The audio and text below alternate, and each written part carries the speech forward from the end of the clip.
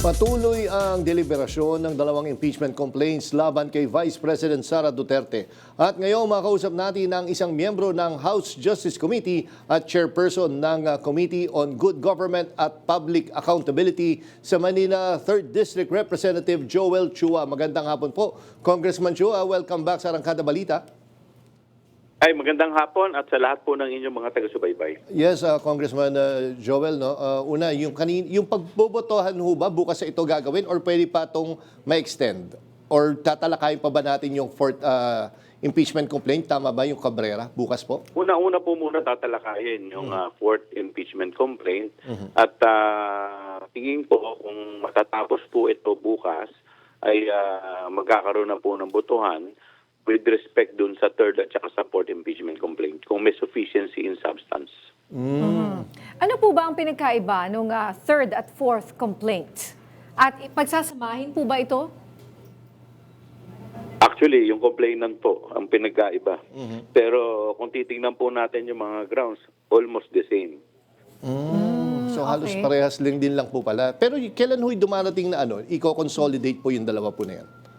Once na ito po ay isunumite namin sa plenaryo by a resolution, so kami po ay gagawa ng articles of impeachment, doon po magkakaroon ng consolidation. Okay. Sir, bilang miyembro po ng House Justice Committee, paano ho ba yung rules natin during deliberation? Lahat ho ba ng congressman ay pwedeng mag-attend at magtanong na lang or mag-manifest o dapat yung mga members lang ng committee po? Well, as a rule, talagang dapat dyan mga miyembro. Pero may mga pagkakataon na pinapayagan po yung mga hindi miyembro. Pero wala po silang right to vote at saka mag-motion. Okay.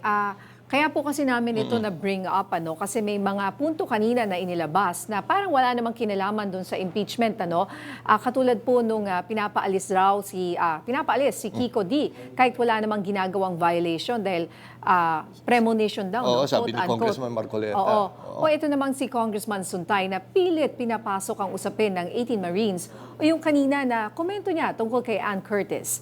Ano po ang reaksyon niyo rito?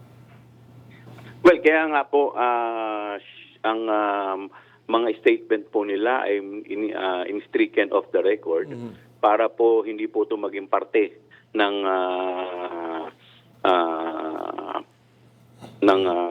tawag dito, ng notes o record ng committee dahil sabi nga natin ito po ay out of order. Oo, yun nga sir. Kumbaga kasi ang dating po talaga is parang hindi naman sa pero parang nagpapagulo lang doon sa ginagawa. Yes, aalisin sa records per the fact na binigyan natin ng oras na sapat na mahaba-haba din yung lengthy discussion dyan. At nasasayang. tinatanong namin kayo tungkol dito diba? kahit at pinag-uusapan kahit tinanggal mo na sa record, ay kumbaga na-record na yun sa mga utak ng mga tao Kumbaga hindi talaga naiwasan yung tempo. Alam mo mamaya may memes na yan Congressman. Sa social media. Alam po ninyo kasi para at least mawala po yung agam-agam ng mga tao na ito ay in-expedite, in-railroad o kung ano-ano pa. At least dito, yung ating pong chairman ay binigyan ng pagkakataon lahat na makapagsalita. At makita naman po ninyo, whether miyembro o hindi, binigyan ng opportunity, hindi lang isang beses, minsan paulit-ulit pa po nagsasalita. Oo nga Kumbaga, in fairness naman, pinapakita nila na naging patas, binibigyan ng pagkakataon. Yun nga lang talaga is, iba, hindi naman sa pero parang grandstanding iba, nagpapakit, nagpapansin. Yun nga kumbaga, nasasayang din yung oras sana sa talagang pag-deliberate ng impeachment complaints po. Tama po kayo. Kaya nga po, kung mapapansin po ninyo ay karamihan po sa mga out of topic na mga binanggit po talaga na mga maagap naman po yung mga kasama natin para ito ay tanggalin sa record. At kailan po tayo, sir, darating ba yung kasi marami din nag-aantay na kung kailan bubuksan yung mga sinasabi, yung mga bank accounts or paghimay doon sa mga ebidensya. Anong part po ito? Kumbaga, kailangan muna pagbotohan doon sa substance, then dadating tayo sa mismong pinaka-trial po? Opo, ganito po yan. Bukas po, kung matatapos po tayo sa fourth impeachment complaint, magbobotohan po sa third and fourth. Pag parehas po diniklara na o napagbotohan na sufficient in substance, so ibig sabihin, yung third tsaka fourth, parehas na po sufficient in form at sufficient pa rin po in substance. So uusad na po ito, magkakabibigyan po ng 10 araw ang respondent o ang vice-presidente para mag-submit ng kanyang reply. Opo. So pag-submit po ng reply, bibigyan naman ng 3 araw yung complainant para makapag-submit din ng kanilang yung respondent bibigyan ng 10 araw to submit the answer. Opo. At yung complainant mag-submit ng 3 araw ng kanilang reply. At another 3 days para sa respondent para naman sa kanyang rejoinder. Natapos po lahat yung mga pleadings na isubmit nila. Nakapag-submit na rin ng mga affidavit, mga additional evidence, o bubuksan, titignan po kung merong sufficient ground at kung meron pong sufficient ground, bubuksan na po yung hearing. Okay. Congressman, ihabol ko lang, no? Isa kayo sa narinig ko nagkomento kung bakit talaga hindi isinantabi muna yung unang impeachment complaint. Kasi nga yung kasi February 2 sila nag-file, hindi nila final to during February 6 na sinasabi na yun nga yung pwedeng malilift na yung bar rule. Tama po, Congressman? Well, kasi dalawang desisyon po ng Korte Suprema ang inilabas, kung maalala po ninyo. Doon po sa unang desisyon ng Korte Suprema, expressly sinabi nila na hindi po pwedeng mag-file ng impeachment within a period of 1 year, hindi mas maaga sa February 6. So, ibig sabihin, February 6, pababa, doon pa lang po pwede mag-file.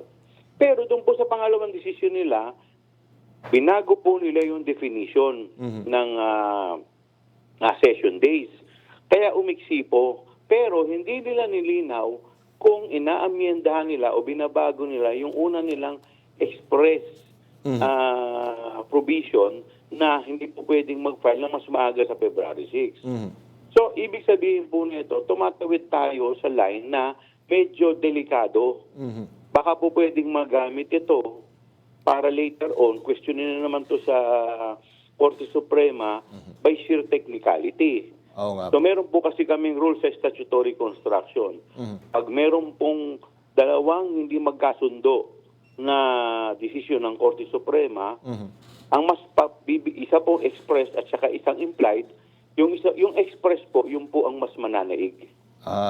Okay. Sige Ngayon po. po, meron lang po akong tanong na sakaling, kunyari, sa gitna ng mga proceedings po na ito, ay biglang nag-resign, kunyari, itong si VP Sara. Ano po ang mangyayari dito sa mga hearings na ito?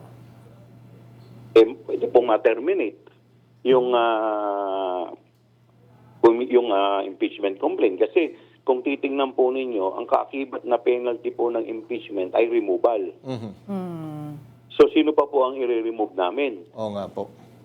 Bagamat dalawa po kasi yan. Dalawa po magiging decision yan. Isang removal at saka isang perpetual disqualification. Yes.